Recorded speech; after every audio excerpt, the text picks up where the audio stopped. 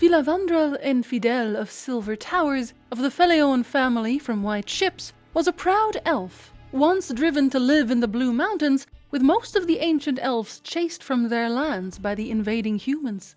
Life in the Blue Mountains was harsh. There was little food, as nothing really grew there, and so the elves, led by Filavandrel, were forced to find other means of feeding themselves.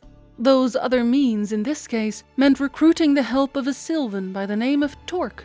Torque threatened the nearby villages in order to make them offer him seeds and other crop-related items. He would then give those items to the elves to help them survive on the plateau. Unfortunately for Filavandrel, one day Geralt was hired to deal with this particular Sylvan, which got the Witcher and his poet friend Dandelion caught by the elves aiding Torque. They were tied up until Filavandrel himself arrived on a horse as white as snow. And after inspecting an elf who Geralt had knocked in the face a little too hard, he approached the Witcher so he could tell him that he smelled bad. They spoke for a while about the state of the world, the lamentable lot of the elves, and all the ways they couldn't do anything about it because elves did not want to cohabit with humans, until Filavandrel decided it was time for Geralt and Dandelion to die. This conversation is senseless. Filavandrel stepped away. I'm sorry we've got to kill you. Revenge has nothing to do with it. It's purely practical. Torque has to carry on with his task, and no one can suspect who he's doing it for. We can't afford to go to war with you, and we won't be taken in by trade and exchange. We're not so naive that we don't know you're merchants or just outposts of your way of life. We know what follows them, and what sort of cohabitation they bring. Filavandrel offered to give them a blindfold as his archers lined up to shoot the two prisoners. But just then, Torque threw himself in front of them, refusing to let the elves shoot them. Apparently, they had told Torque that they wouldn't kill their captives, but only hold them as prisoners in the mountains. Whatever Filavandrel said, Torque would not budge. And so, the elf opted to shoot him too. But before that could happen, Lil entered the glade. Lil, who, before, they had only known as the silent girl from the nearby village.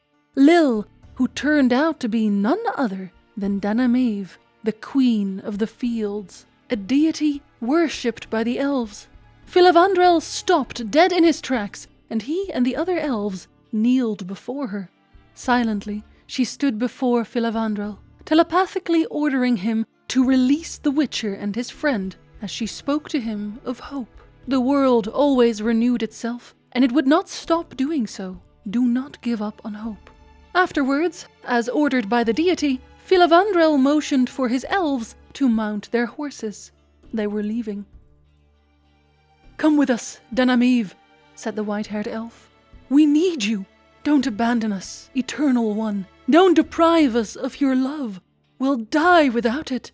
Lil slowly shook her head and indicated east, the direction of the mountains. The elf bowed, crumpling the ornate reins of his white-maned mount in his hands.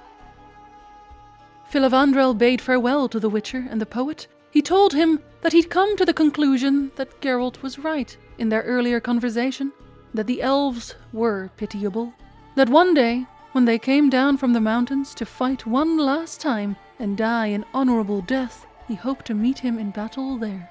Geralt said he'd try. And as Danamave had said, there was hope of some kind. During the war, Nilfgaard granted the elves back their land of Dol Blathanna. Dol Blathanna, the Valley of the Flowers, ravaged by vengeful humans. Filavandrel had requested that they start expanding their borders soon, but his queen, Francesca Findabair, better known as Enid Anglena, the Daisy of the Valley, told him it was too soon. They could barely hold on to what little they already had. Filavandrel was annoyed at how little they'd truly achieved. They had not driven the humans to the sea, as they'd hoped.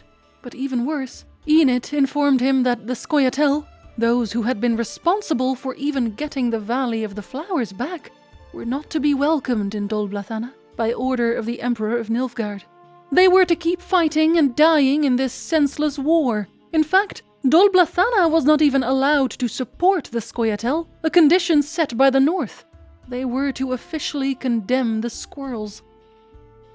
Those children are dying, Daisy. They are dying every day, perishing in an unequal contest as a direct result of these secret pacts with Emir. Humans will attack the commandos and crush them. They are our children, our future, our blood. And you tell me we should dissociate ourselves from them? Casan mi disset in it, forsakelan, in vain. But Enid could do nothing. She asked Filavandrel for his forgiveness, and while he could find the strength within him to forgive her, he was not so sure that the Scoia'tael could do the same. As we do not hear of the elf after this conversation, we can only hope that when the great gate opened and the elves left this world, he was among them. And perhaps he would once again be the proud Filavandrel Enfidel of Silver Towers.